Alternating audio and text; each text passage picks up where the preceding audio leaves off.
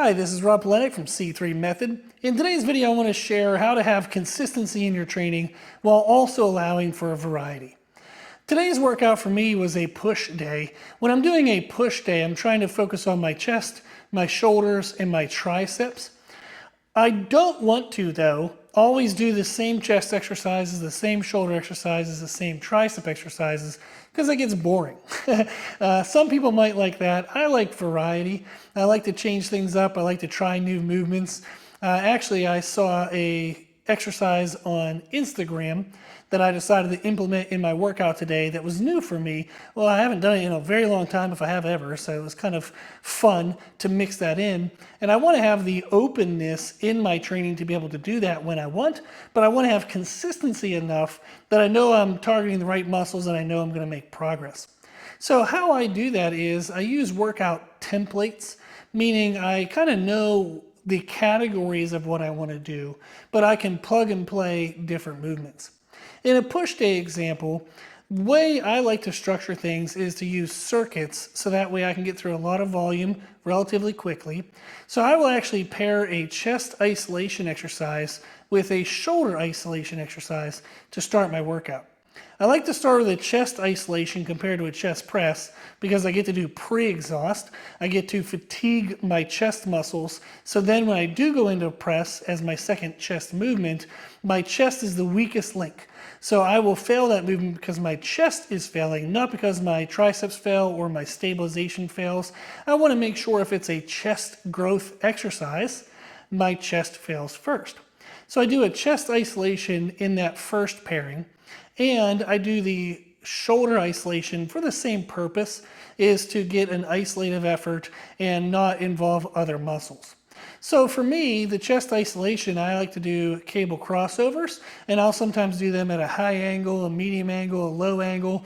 Every once in a while, I'll mix in dumbbell flies or some seated cable flies, other odds and ends, but I like having variety there. For the shoulder isolation, I tend to like to start with dumbbell or free weight lateral raises.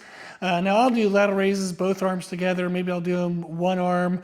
I can do them standing, seated. I can do a variation of what's called a Grimes raise, which is a copy of a movement Milo Sarcev has Regan Grimes do.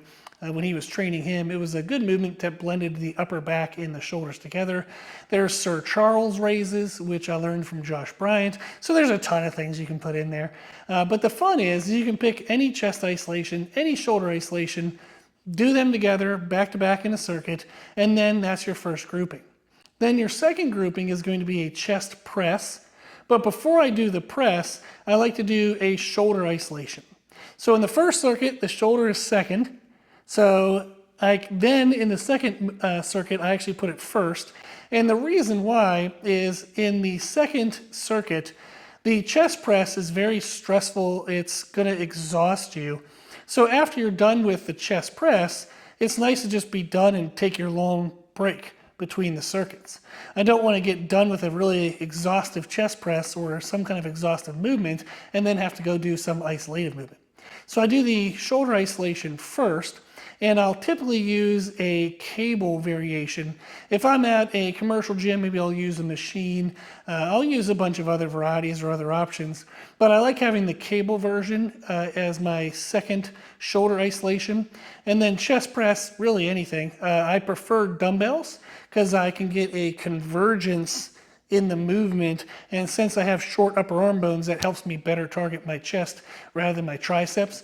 If I'm doing something that's a straight press where my hands have to stay the same distance, so a machine press or a Smith machine press, or a barbell, I don't find that works my chest as well. I get more triceps involved than what I would like. If I was doing strength for pressing, like a powerlifter, then that'd be fine. But if I'm doing muscle growth, trying to really focus on my chest, I want to make sure my chest is the main target. And for me, again, with short upper arm bones, having that converging factor helps a lot. So I like to do a dumbbell press. And I also like to do some variation of an incline as it helps target the upper chest. Very rarely, I can't even think of an example where somebody would say, oh, my upper chest is too big. So usually the chest fills out from the outside and bottom up. So it's good to target the upper chest so that way you get that to grow so it's not lagging behind as the chest grows. So the very first circuit is a chest and shoulder isolation. The second circuit is a shoulder isolation, then a chest press. And then my third circuit, I really leave that quite open. Sometimes I'll do a shoulder press if I want to extra prioritize my shoulders. Sometimes I'll do a chest press if I want to put extra emphasis on my chest. Or as in today's example, I actually did triceps and I did 2 movements as a way to just kind of finish off my triceps. This was my second kind of push day for the week. And in the first one, I prioritized shoulders. So this one I wanted to come back and catch more tricep volume. So I paired together a chest supported tricep press down and then did a superset, meaning I went right into body weight dips. Now that was actually a really good pairing. It destroyed my arms, felt great, good pump.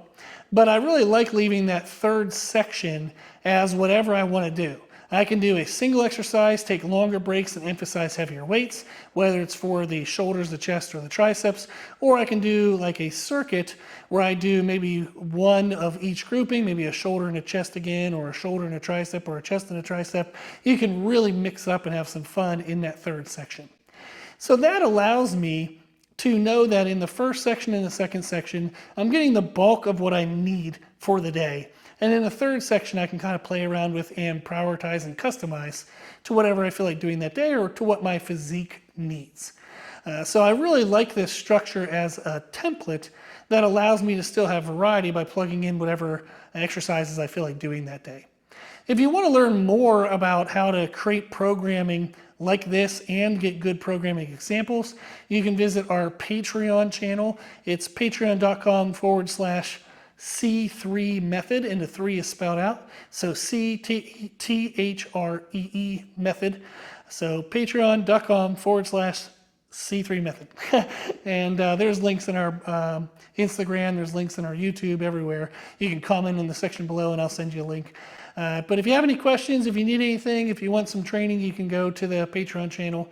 Anything you need, I'm here, I'm available, and I'm happy to help.